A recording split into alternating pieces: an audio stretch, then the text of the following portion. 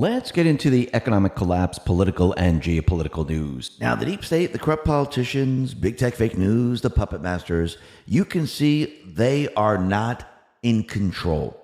If they were in control, they wouldn't be doing any of this. They wouldn't be removing Biden. They wouldn't be fighting within themselves. They would basically continue along until we reach the elections, and they would then cheat in the elections. They would win, and they would keep their control. This is how you know they are not in control and they are struggling. Think about what they had to do in the last couple of days.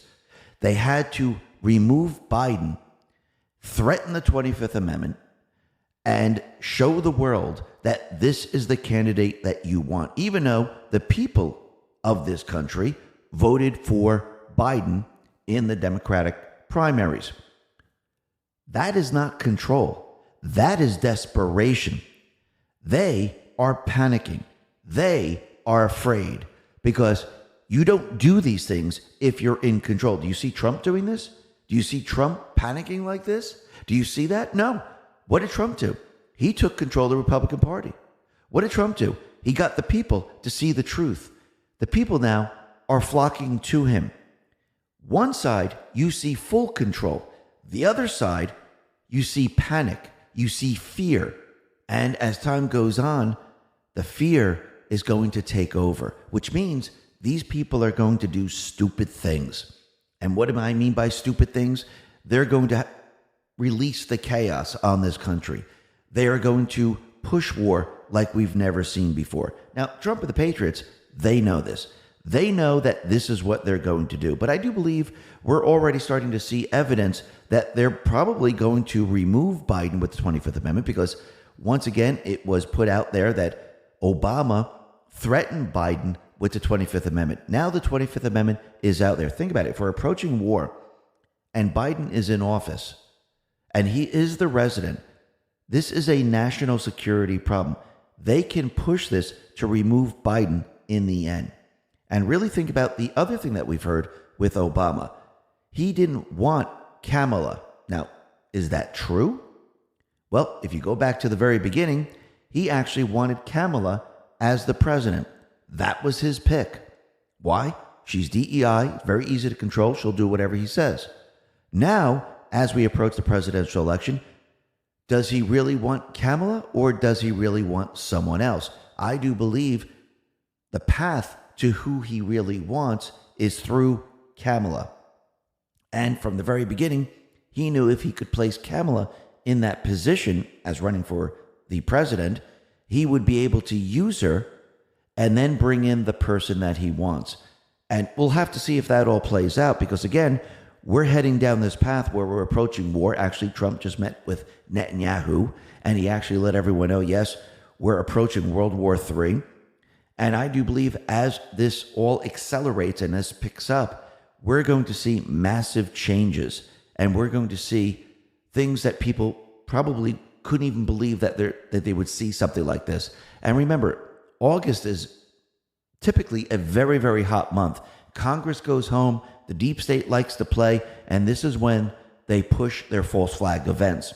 So I do believe as we move forward, most likely with a national security threat, they will be making moves to get rid of Biden. I do believe Obama never really wanted Kamala because he knows that Biden and Kamala, they don't have the popularity. They can't get the votes. They can't get enough people voting for them so they can produce the ballot to cheat. Now, again, this is their plan. And I do believe Trump and the Patriots, they're trying to steer them in this direction. And actually, if they're moving away from this, I think Trump tries to push them back into what he wants them to do and using information. I'm not saying he has someone in there saying, hey, by the way, you got to do this. I do believe he uses information to push these people in a certain direction because he wants to show the people the truth. He wants to show the people who the conductor is behind all this. And I do believe this is why we see all this happening. And I do believe once the people see, once the people understand who the real enemies of this country really are, it's going to make it a lot easier for the people to vote for Trump, especially the D's. Remember, he cannot do this with half the country. This is the counterinsurgency. He is countering Obama's insurgency that he set up when he came into office. And Trump, he's using the counterinsurgency, which is the military and the people together, to go against this. And I do believe once he has the side of the D's mostly on his side, and I do believe this is going to be done through the scare event, because when we're approaching war, when the country's attacked, when people think we're going to be entering nuclear war and their brothers, sisters, mother's cousin, they're going to be drafted into the war, this is when people really wake up. And once that happens, the D Party, they are trapped in all this. It doesn't matter who they brought in. I mean, it would be great if they kept Kamala, because Trump, he would have a field day with Kamala. But if they bring someone else in who's much more popular, this won't even matter at this point. Plus, if they do bring in Michelle Obama, which I do believe they're going to push very, very hard, I do believe there's a lot of information on the Obamas that is going to be brought out into the public realm, just like we've seen with Biden. If they were in control, you would not see this information out there. You would not know about the shell companies. You wouldn't know that he was dealing with Hunter Biden. They were accepting money from foreign governments. The only reason you know this is because they are not in control. And I do believe the same thing is going to happen with Obama. Now, we're going to be talking a lot more about this in cyber attacks, but let's first talk about what's happening with the Olympics, because the Olympics is a complete and utter disaster. And you can see the deep state players, they are definitely pushing their agenda. Nick Sorter put this out and said, the Olympic Committee is desperately trying to scrub these images from the internet and even had my account locked this morning. Don't let them memory hole their blasphemy. So basically, they took all the drag queens and they made the Last Supper, and it's like they're making fun of Jesus and they're making fun of Christianity. And this was the whole performance. It was drag queens, and you could see they're exposing who they really are. They're exposing their agenda. So why interfere with an enemy while they're in the process of destroying themselves? Now, once again, they're getting a lot of backlash. And what's happening is they're using censorship to take down these videos because they realize the world now is rejecting this and people are talking about it. So what are they doing? They're using the IOC and they're actually giving people strikes saying, hey, you used copyrighted material. You're not allowed to use this. And we have to take this down. So Mark Randanza put this out and said, if you got one of those takedown strikes from the IOC, send me a DM. The IOC may have violated 17 USC 512F. RT, please, to increase probability, we can find someone who wants to take on the IOC censorship. And this is what they're trying to do. But through fair use policy, you can use these images to show and report on certain things. But again, they don't want the people to see this because the people are rejecting this. And the more the people see it, the more they reject it. So what are they doing? Well, it looks like the Olympics, they're removing their own opening ceremony videos that features drag queens, and they're removing it from YouTube because this is spreading around like wildfire, and they're panicking and they're trying to control the situation, and they cannot control the situation. And when you look at the Olympics back in 2014 compared to today, it is very, very different, and people can see the difference in the Olympics and where they're trying to push us. And it goes back to infiltration from within. They're trying to remake this entire world, and they're using these people to try to remake this world.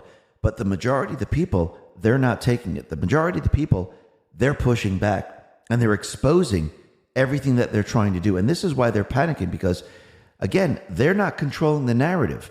They haven't been in control for a very long time.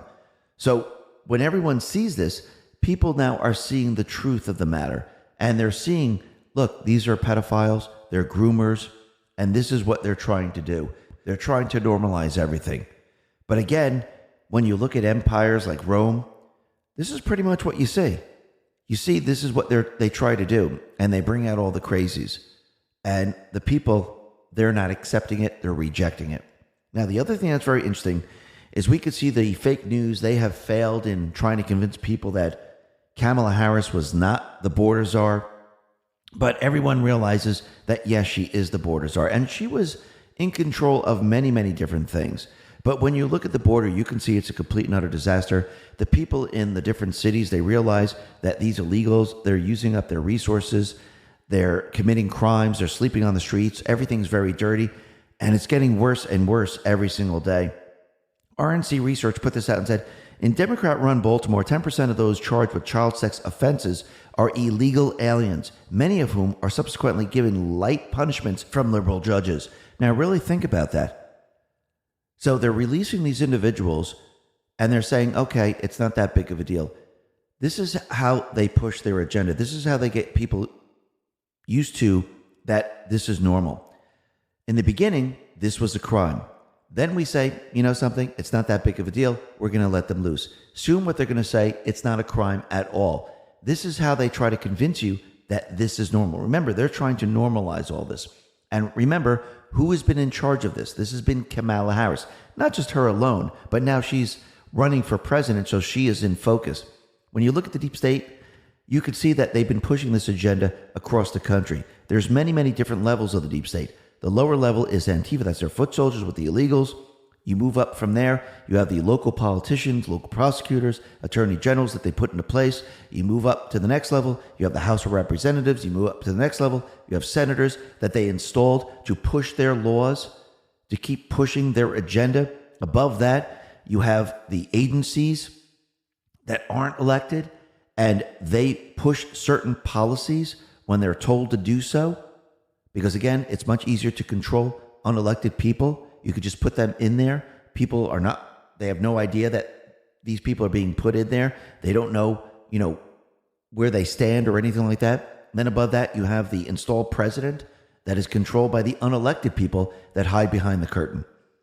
So you can see that they've been pushing this, but now Kamala or Obama, she is now front and center. And people, they're noticing that she's allowing this all to happen. Representative Jim Jordan put this out and said, Edwin Ramos, an illegal alien who was involved in a gang-related assault of a bus passenger and attempted robbery of a pregnant woman.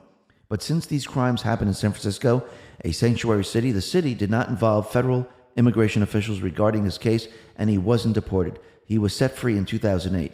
Months later, he killed a father and two sons in a triple murder. The DA at the time supporting those sanctuary city policies was who? Kamala Harris. Absolutely. Now people are seeing the truth. Plus, Kamala Harris, she praised defunding the police movement in June 2020. And there were many, many others who also praised this because, again, those individuals, they are installed to push this agenda. Trump, he put this out on Truth. He said, Kamala Harris and the mainstream media have spent the week trying to erase Harris's disastrous record as borders are. They have failed. We have the receipts. And we absolutely do. Because again, she was in charge of all this. They even said that she was in charge of the border. And now the people, they're looking at the border. They realize it's a complete disaster. And this is not the only thing that she was in charge of. She was also in charge of the infrastructure bill where people were supposed to get high-speed internet. So Kamala Harris, she failed with the border, and she's failing with getting everyone high-speed internet. The program was launched in 2021 at a cost of $42 billion to American taxpayers. Biden put VP Harris in charge of the effort, and after 985 days under her leadership, not one person has been connected, and zero Americans have benefited from this boondoggle. Brendan Carr, who serves as commissioner of the Federal Communications Commission, shared the abject failure of the Biden-Harris plan, which broadband infrastructure builders have said is wired to fail. So the question is, where did all the money go? Oh, that's right. It was laundered out to all of their installed people to continually push their agenda. And once again, you can see that they don't want to make America great. They don't want to improve the infrastructure. They use this as a talking point, and then they launder the money. This has been going on for a very, very long time. But now people are seeing it. It's like pushed right in front of your face. Trump, he put this out on Truth. He said, for all those that want to save TikTok in America, vote Trump. Didn't Biden just sign a bill that said he was going to ban TikTok? All the young people now are hearing this, and they're saying, whoa, we don't want TikTok to go away. A lot of the young people have businesses. A lot of young people make their money on TikTok. The young people love TikTok. So now you have Biden on one side. Trump kind of trapped him in all of this because remember, going back in time when Trump was in the White House, he said he would like to ban TikTok. And now Biden went ahead and banned TikTok because most likely they thought this is what the people wanted. But again, Trump, I do believe, used this against him. And now you can see that he's using this to get what? The young people on his side. Just like he said, no tax for tips. He's getting the service industry, which is a lot of young people. He's getting those people on his side. And I do believe more and more people are going to flock to him as we move forward. Just like out in the UK, the British people, they are now gathering in central London for the Unite the Kingdom protest. The people are sick and tired of the installed leaders. The people now are pushing back, and they've had enough. And I do believe this is going to spread across the world, where you're going to see people in Spain, in France, especially in France, the UK, many other countries. These people are going to be fighting back because, again, these countries, they've been bringing in the illegals. They've been giving the illegals everything that they want. And the countries around the world, they're falling apart. So I do believe the world is about to change. And it's going to change very, very quickly as we approach war because that's what's approaching. And when people see the war, they're going to be looking at the Biden administration, what's going on, how are you handling this? And as it gets worse and worse and worse, well, people already have seen that Biden can't function. We're heading into war. It's not calming down. And the situation is just getting worse. So you think the people are going to demand that, hey, maybe we should get rid of the resident? I do believe so. And I do believe this is all part of the D plan to take control of the residency. And I do believe this is specifically Obama, who wants complete and utter control. And I don't think Kamala is going to stay in this position, but we'll have to see how this plays out. But we can see war is definitely building. Trump put this out and said, Russia and Chinese jets are flying over our west coast. Russian warships are now in Cuba, 70 miles off the coast. What's Kamala going to do? Now think about it. We have two things happening at the same exact time. We have Biden, who's still the resident. He's supposed to be calling the shots. He's supposed to be controlling the situation. And we have Kamala running for president. So Trump is asking Kamala, as she's running for president, how are you going to calm the situation down? But we know in the background, it's really Obama who's controlling the residency. So the other question is, as this entire maybe Cuban Missile Crisis or an event is approaching, how is Kamala going to handle this? And how's the resident going to handle this? And we're going to see how this all plays out. And I do believe in the end, Kamala, she's going to actually pull the plug on the resident because think about what Trump is saying. How is she going to handle this? She's the VP. So if she's the VP and this is approaching, how is she going to handle Biden? Because this will be a national security concern if Biden can't handle this. Think about that for a second. But we also see that many things are happening in the Middle East. Remember, World War III is not just one country. It's multiple countries. And we can see war is now building in the Middle East. The OSINT defender put this out and said, Hezbollah has reportedly told both U.S. President Joe Biden's advisors on Lebanon and Israel, Amos Hochstein, as well as senior officers with the United Nations Interim Force in Lebanon, that any kind of major Israeli retaliation operation will result in a massive response from Hezbollah and other factions, even if it leads to a full-scale war. So right now, we can see out in the Middle East, war is definitely building. And think about what Trump has been doing. He's been meeting with leaders, talking about peace. He had Viktor Orban go around to Zelensky, Putin, Xi, and reported back to Trump at Mar-a-Lago. I do believe he's forming a major, major peace plan with all these individuals. I do believe there are leaders that are working with Trump to bring down the deep state players. And on Friday, Trump met with Netanyahu.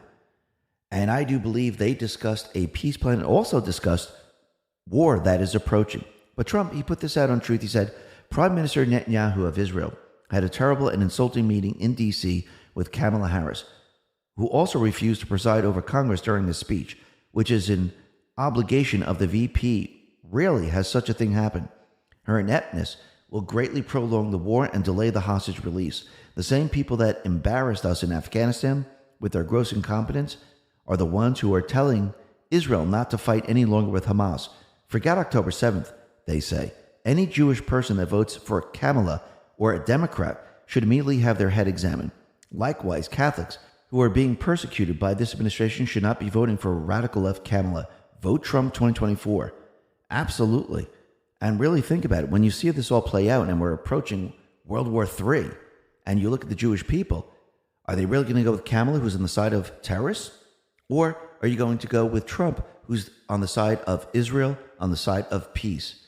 Now, when Trump was having the meeting with Netanyahu, now I want to talk about the things that people are afraid to say out loud. Who is in control of America's nukes? It's not Biden. Meanwhile, we have Russian ships off the coast of Florida and full-blown wars in Ukraine and Israel. The world is at its most unstable point since World War II, except now with nuclear weapons. The stakes are tense. He talked about how all of this is going to lead into World War III.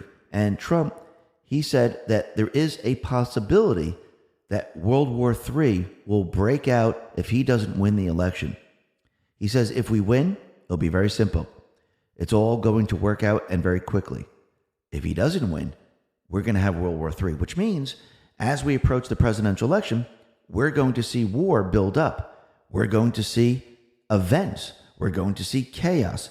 Yes, I do believe it's going to start out in the Middle East. It's going to start out in Ukraine.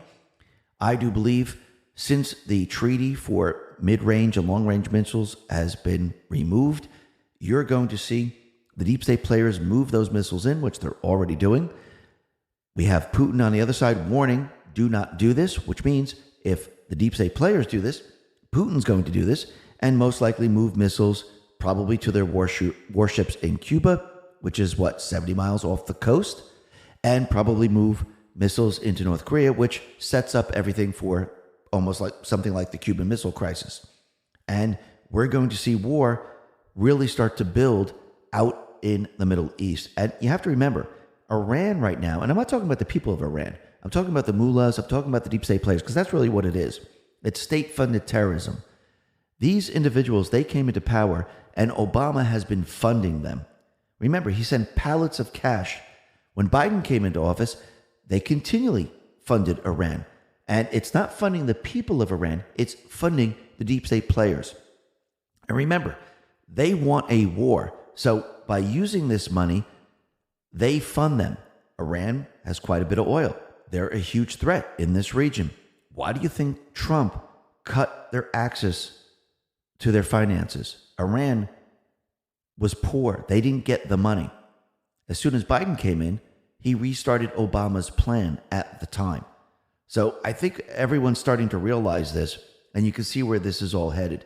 And as war approaches, I do believe it's not just going to be talk about war. You're going to see war out in the other countries. But again, when people see this, they're not going to be too scared about that because they've seen skirmishes, they've seen war out in other places. When it hits home, when something happens here, that's when everything changes. And I do believe most likely we'll see an attack, we'll see an event in this country. And Trump, he's letting everyone know, yeah, when I get elected, I can stop the war, but I can also do other things. Think about January 6th. These individuals were put into prison because the deep state, they were sending a message to the people of this country. You go up against us, guess what we're going to do? We're going to take you down. These individuals, they're innocent. It was the deep state that had the insurrection. Remember, the insurrection has to be against a sitting president. Biden was not a sitting president. The election results were not certified. He was not inaugurated. The insurrection was against Trump. The insurrectionists were the FBI, Antifa, the Capitol Police, and many others that they brought in. And Trump, he let everyone know, from the moment I win the election, he says, we will rapidly review the cases of every political prisoner who has been unjustly victimized by the Biden-Harris regime so we can get them out of prison and back to their families where they belong. And he's absolutely right about this. And I do believe he will review every single case, and all of these people will be released, even though the Supreme Court already set a ruling. But again, the DOJ, they don't want to let this go. They're trying to fight this every step of the way. Now, the other thing that's very interesting is that Christopher Wray was out there letting everyone know that Trump might not have been hit by a bullet. Now, think about what Christopher Wray was doing. He was bringing attention to Trump and if Trump was struck by a bullet. Now, think about how this is an information war. Why would Christopher Wray bring that out? Because think about what the news was saying. The news was out there saying, we don't believe it. We think Trump staged this. He really didn't get hit by a bullet. So Christopher Wray, he came out and said, listen, he didn't get hit. It could have been shrapnel. It could have been anything else. Well, that forced the narrative. And now Ronnie Jackson, other doctors, even the FBI, they have now confirmed that Trump was struck in the ear by a bullet in an assassination attempt. So all these articles that the fake news were putting out, it's fake news. Basically, that entire narrative was just countered. And think about how this was played. Very, very interesting. And think about the other fake news was out there. They were trying to let everyone know that from sources within the Trump campaign, Trump was no longer going to hold outdoor rallies. The Secret Service was even telling them that their recommendation was not to hold outdoor rallies. Now, once again, this reflects on the Secret Service. This tells everyone that they don't have the ability to protect our presidents. Plus, this is election interference.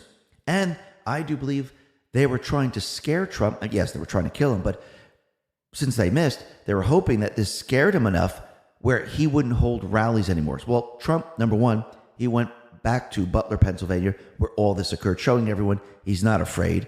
He doesn't have any type of post-traumatic syndrome or anything like that. Plus, Trump said that he's going to do outdoor rallies. He put this out and said, I will continue to do outdoor rallies. And Secret Service has agreed to substantially step up their operation. They are very capable of doing so. No one can ever be allowed to stop or impede free speech or gathering. And he's absolutely right. And remember, he's showing the people the way. This is a true leader. A true leader, if you'll go back in time, they are the first individual who is leading the charge. Think about wars. Think about George Washington. They get on their horse, they're in front, they're leading the charge. What is Trump doing? He's leading the charge. As he's charging, he's getting shot, he's bleeding, he gets back up, and he continues to charge. That is what a leader looks like.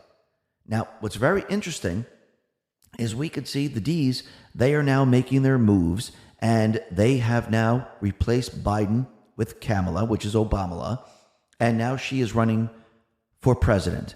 Now, again, they still have the problem with Biden. But what's very interesting, and Patriots Are Control put this out, if we go back to 2020, Trump basically told us how Biden was going to be taken out. He said, they're going to take it away from him. Sign this. Okay, what is it? Doesn't matter. Just sign it. President was telling everyone that they were going to remove his powers and they were going to control the country. This is why Trump continually says, who's running the country? We know it's not Biden. And if it isn't Biden and we're approaching war, what do you think is going to happen? I do believe they're going to have to remove Biden in the end. And the majority of Americans right now, including a significant number of Democrats, now see Biden's falling mental health as a national security threat. Rasmussen reports put this out and said, 61% see Biden's mental decline as the threat to national security. So the people now, without war, without an event, they're seeing him as a national threat. What happens when the country is attacked? What happens when there's attack from those people that came over the border and maybe they're terrorists and they have an event in this country? What happens if there's a nuclear missile that is headed towards this country and it's shot out over the ocean? You think this percentage is going to go way, way up? Absolutely. Rasmussen reports also put this out. 52% agree Biden should resign as president, or resident, actually. So we have 52% of the people saying he should resign, 61% saying he's a national security threat. Take all that and put that out to when war and events happen. They're going to have to remove him in the end. And I do believe they will. Now, the other thing that's very interesting is since Kamala Harris she comes from California, all of a sudden Newsom, he is cleaning up everything. Okay, it's time to clean up the homeless. Okay, Newsom now is urging Oakland to end the policy stopping police from chasing criminals. Well, didn't they put all these policies in place? Didn't they defund the police? Didn't they allow the homeless all over the streets? They're doing this to create a picture that, hey, everything's great in California. That's where Kamala comes from. Don't worry about that. So once again, they caused these problems. Now they're cleaning up their problems because their candidate is from California. Absolutely unbelievable. But Andy Ngo, he actually researched Anna Rice and the Kamala campaign. They celebrated Anna Rice for being the BIPOC design lead who rebranded Harris and her new campaign logo. But Andy Ngo looked into Rice, and Rice has been urging extreme political violence and arson attacks for years. And this is his investigation. As American cities were besieged by political violence from rioters, now Kamala, lead designer Anna Rice, urged for the arson attacks to continue. She even wanted to take part in looting. Kamala, lead designer Anna Rice, has locked down her X account after my report about her calls for extreme political violence was published. So that is very, very interesting. And I think people are starting to realize who Kamala really is. And they're understanding that she's not innocent in all this. She's actually the one that helped remove the resident. 54% say there was a cover-up of Biden's health, and Kamala was involved. 92% said Kamala was involved at least a little in the cover-up. So the poll asks the question, do you think there has been a cover-up of Joe Biden's health? Yes, 54%, no, 30%, unsure, 16%. And 92% said Harris was involved. Another 88% said the establishment media, and 95% said White House staff. So the people know, they understand who was involved in all this. They're not fooling the people. But the other thing that's very interesting is that Obama, he threatened to use the 25th Amendment to remove Joe Biden after his medical incident in Las Vegas and had Kamala's approval to do so. So they were going to have a coup with the 25th Amendment if Biden didn't go along with what they said they wanted him to do. Now, once again, I do believe this narrative is now be putting out there, letting everyone know the 25th Amendment is in play, because as we approach war and we have a national security threat, people are going to say, okay, what's going on here? We need to remove him. And I do believe that is going to come into play right before the election. But we'll have to see how this all plays out. Now, the other thing that's very interesting is that, once again, we know that Obama didn't want Kamala, but did want Kamala. Really think about this. Going back to the 2020 election, he wanted Kamala to win because he knew he'd be able to control Kamala very, very easily. Moving into the 2024 elections, yes, he wanted Kamala, but he doesn't want Kamala to finish this out because, once again, he knows the poll numbers aren't going to be there. And I do believe that he needed Kamala as a stepping stone, because how do you step over Kamala and just bring another person in? I don't think the people would accept it, especially if you brought in a white individual like this report is saying. Obama wanted to bring in Mark Kelly. Now remember, Mark Kelly, his wife, she was shot in a mass shooting, and this is former Democratic Representative Gabby Giffords. And again, this was the time that Obama was president. So do you think this would have played out okay if they said, okay, Biden, he's no longer going to be the resident running for presidential election. We're going to step over Kamala, and we're going to bring in this white guy, Mark Kelly. How do you think the country would have reacted to this? I don't think it would have gone over well. So yes, does he want another candidate? Absolutely. Does he want Mark Kelly? I think this is one of those shell games where, where's the little marble, where to go? I do believe he did this to say, okay, Kamala, we need her. Now we're going to bring in another candidate. He already set up the narrative that they're going to bring somebody else in. And I do believe Trump and the Patriots, they want Obama front and center. And that reminds me of Post 3515. This is July 27th. and it's referring to post 3325. It says, why would a president of the United States, Hussein, assign renegade as his United States Secret Service code name? Define renegade: a person who deserts and betrays an organization. Synonyms: traitor, defector, deserter, turncoat, betrayer. So right there, that tells you that Obama is a traitor. He picked his own United States Secret Service name, which is renegade. And that should tell you everything you need to know. And I do believe Trump and the Patriots, they want to bring them front and center. Remember, Obama is telling us that his administration is scandal-free. I do believe Trump, since he was in the White House and he was the president, he got to see all the declassified information, or the classified information, which he declassified. He knows everything that Obama has done. And I do believe he wants him front and center to show the world. Now, the other thing that's very interesting is we can see the fake news. They're trying to convince people that Trump is going to drop JD and they're going to bring on Nikki Haley. Now, remember, the fake news, they're trying to use information to shape certain things. Remember, this is an information war. The Patriots, they use information for misinformation and disinformation. The deep state players, they use information for misinformation and disinformation.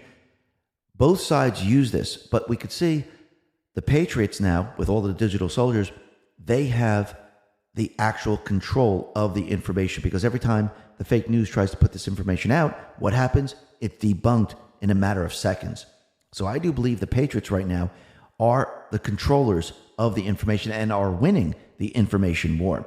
Now, like we said from the very beginning, we're having the Olympics right now. It's happening out in France.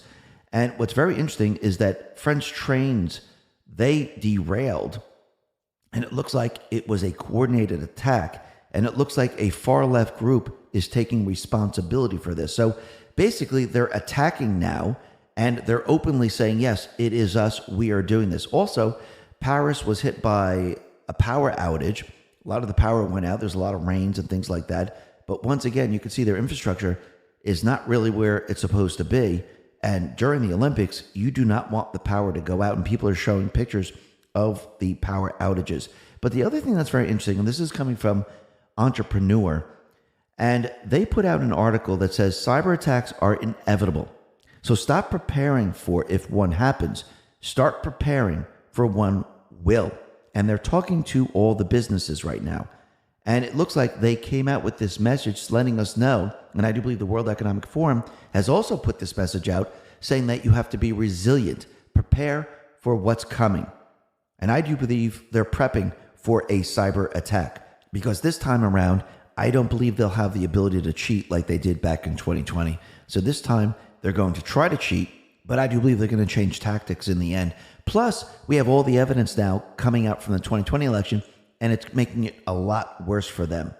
Liz Harrington put this out and said, the Secretary of State failed to mention that these unpaid consultants hijacked the entire election, ran logic and accuracy testing behind closed doors and signature verification and lack thereof, and printed test ballots for no apparent reason.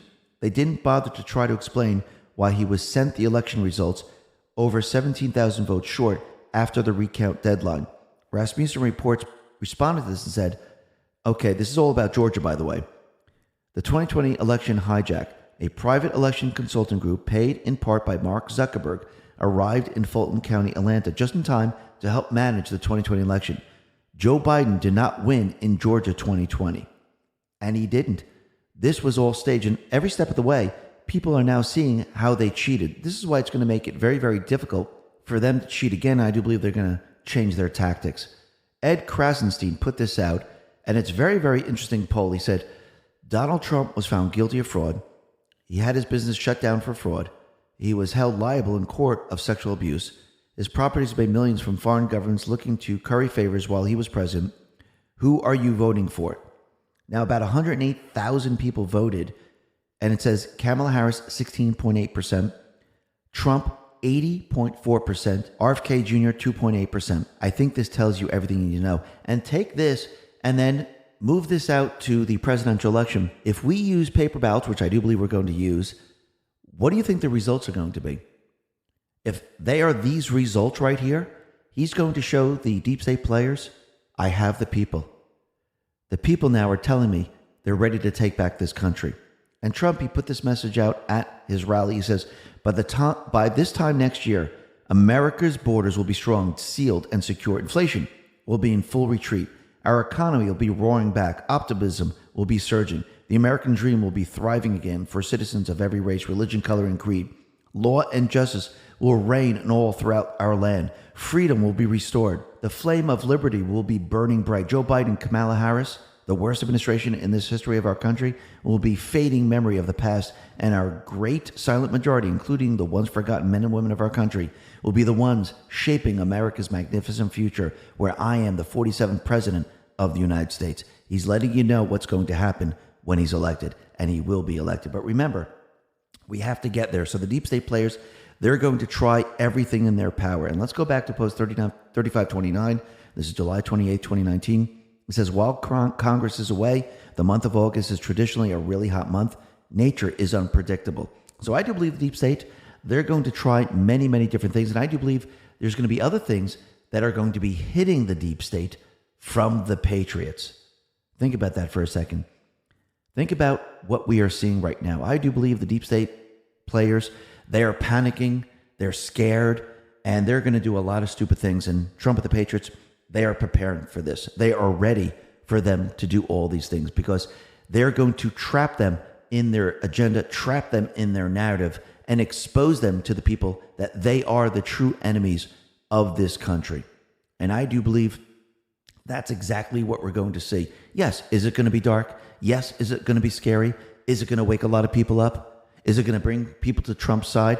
Absolutely. But sometimes you got to show the people. And sometimes it has to be this way. Why? Because the Patriots are in control. Listen, everyone, thanks a lot for listening. Be well, be safe, and especially be